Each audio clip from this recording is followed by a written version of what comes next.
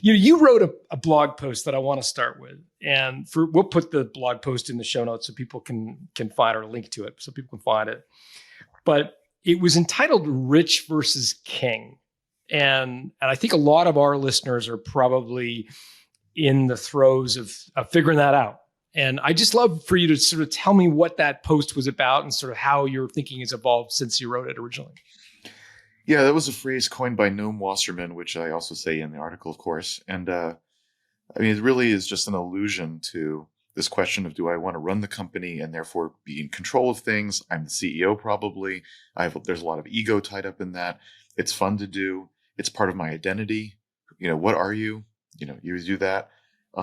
There's that aspect. That's the king aspect, and you can excuse the gendered language. And then there's the rich part, which is sell the thing. Well, that's great that you get a lump of money. It's obviously you've also jettisoned the risk, which is nice.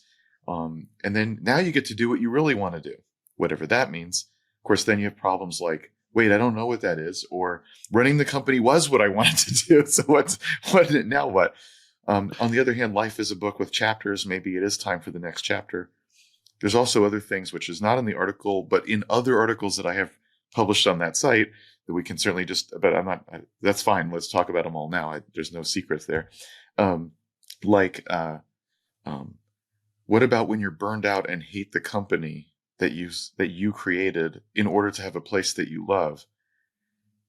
And is there a catch-22 there of like, well, I don't actually enjoy coming to work, and also selling feels like I'm losing my identity. And now what the hell does that mean? Because this whole entrepreneurial journey was not supposed to end like that. And so that's a crux that's very real and really common. In fact, it might even be the most common. I mean, I cannot tell you how many people who have companies they've run for 5 or 10 years, and that's how they feel.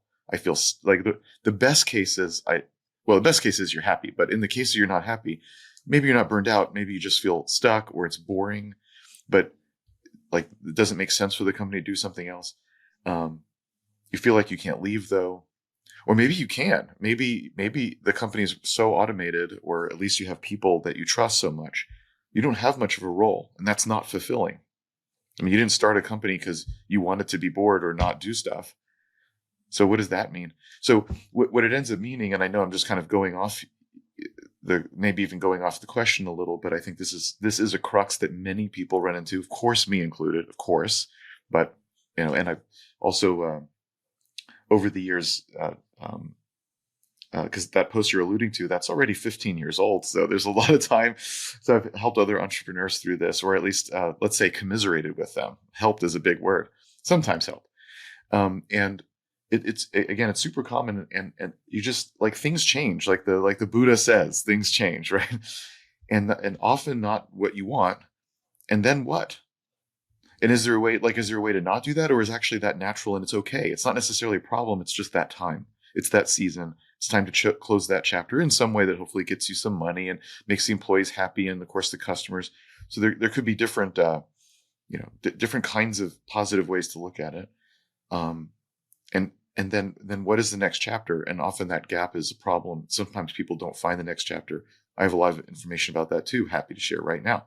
So, but this whole thing, and it's very hard for entrepreneurs to talk to anyone else about it, because boo-hoo, you have a company that does millions in revenue, and you can probably sell it for millions or tens of millions or whatever, numbers that almost no one ever will see, maybe even in their lifetime earnings, much less in a lump or a month, which listeners to this have.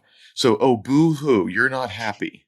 Oh, boo-hoo, you sold your company for X tens of millions of dollars, and now you're bored and you don't know what to do, and you lost your identity. Wah. And of course, there's a point to that, which is, yes, that's right. Like, yes, you're in the top whatever percent of the world in terms of being safe and stable, and providing for your family, yourself, etc. And you deserve it, and that's good. But human beings also deserve to be happy whether they have money or not.